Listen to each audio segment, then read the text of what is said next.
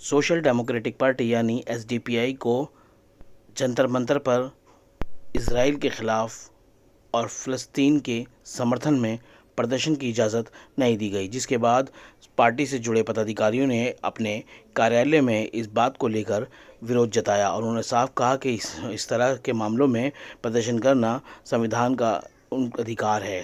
लेकिन जिस तरह से उन सब लोगों को इस प्रदर्शन के लिए इजाज़त नहीं मिली वो ठीक नहीं है। लगातार इजराइल फ़लस्तीन पर बेगुनाहों पर गोलीबारी कर रहा है। खुद ही देखें न्यूज़ वर्ल्ड फॉर यू की सुरक्षा का अधिकार वापस दो, वापस दो। इस्राइल अपनी बर्बरियत खत्म करे, खत्म करे।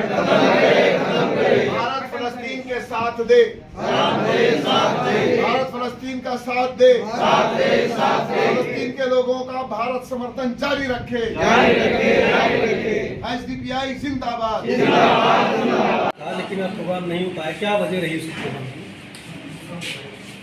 लॉ एंड ऑर्डर का आज बताया है मुझे, जिसकी वजह से उन्होंने हमें अनुमति नहीं दी।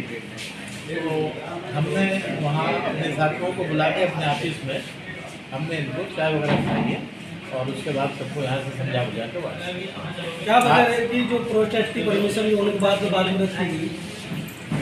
2 बार ऐसा हुआ, डीसीपी से हमारी जो बात हुई तो हमें ये कहते हैं कि अभी बात करके हम बात करके डिसाइड करेंगे, लेकिन बाद में वो law and order and traffic problem show करते हैं। हालांकि ऐसा वहाँ कुछ है नहीं, लेकिन ये है कि मैं ये समझता हूँ कि हमारे देश के प्रधानमंत्री महोदय ने जो शुरू में बात कही है उसी को अधिकारियों ने अपने अंदर लेकर एक फैसला किया है कि उनके विपरीत कोई ना बोले। ऐसा जब देश के प्रधानमंत्री इजराइल के पक्ष में तो पूरा फिलिस्तीन के पक्ष में क्यों है? नहीं, असल में हम फिलिस्तीन और इजराइल की बात नहीं कर रहे हैं, हम कहीं भी दुनिया में युद्ध के विरुद्ध हैं। युद्ध नहीं होना चाहिए, किसी भी हालत में मासूम लोगों की जान नहीं जाना चाहिए। हम इस मकसद को लेकर हम वहाँ प्रोटेस्ट करना चाहते थे। देश में और भी पार्टियां, कांग्रेस की बात करें, समाजवादी, बहुजन और बहुत सारी पार्टियां, वो तो कोई नहीं कह रहा कि हम फिलिस्तीन के पक्ष की बात करें। नहीं, कांग्रेस ने कहा है और यहाँ तक कि भारतीय जनता पार्टी के अटल बिहारी वाजपेयी जी ने भी कहा है, जब वो विदेश मंत्री थे मोरारजी देसाई की गवर्नमेंट में, उन्होंने भी कहा, उनका वीडियो भी वायरल हो रहा है, शायद आप देखेंगे। और भारत के जो है हमारा जो विदेश राज्य मंत्री है उसने भी कहा है कि फिलिस्तीन के लोगों के साथ नाइंसाफी हो रही है, नहीं होनी चाहिए, रुकनी चाहिए। ऐसा नहीं है कि हमारे देश ने मदद के लिए ऐलान किया है।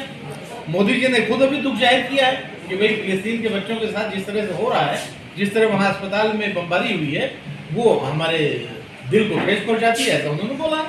तो क्या लगता है कि जिस तरह से आप परमिशन रद्द कर दी गई, तो आप महिला है और महिलाओं के साथ फिलिस्तीन में जुल्म हो रहा है, उसके लिए क्या कारण है?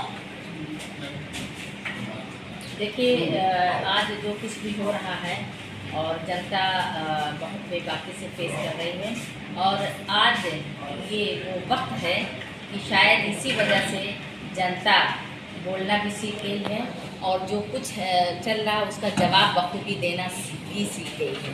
क्योंकि देखिए, जो हालात बनाए गए हैं उसके पीछे एक बहुत बड़ी मंशा छुपी है और उस अब खेल ख़त्म होने के कगार पर है, क्योंकि सच्चाई आज पूरा देश जानता, पूरी दुनिया जानती है।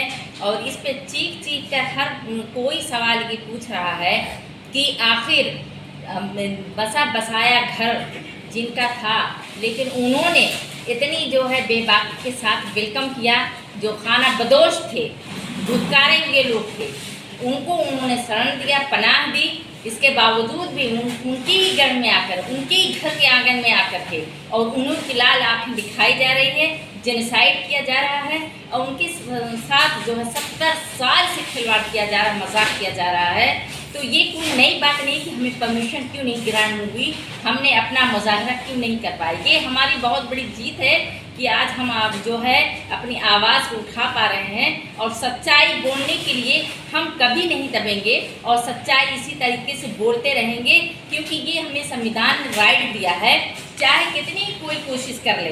प्रधानमंत्री मोदी जी हों या गृह मंत्री जी हों, इनके तो सब जुमलेबाजी है और वो ऐसे ही इन्होंने चुटकुला छोड़ा है और जुमलेबाजी का उनकी बात की कोई वैल्यू नहीं है आज, क्योंकि वो भारत के अंदर कोई वैल्यू नहीं है उनकी बात की, क्योंकि ये जुमलेबाजी अपने आप को कह चुके हैं, जुमलेबाज।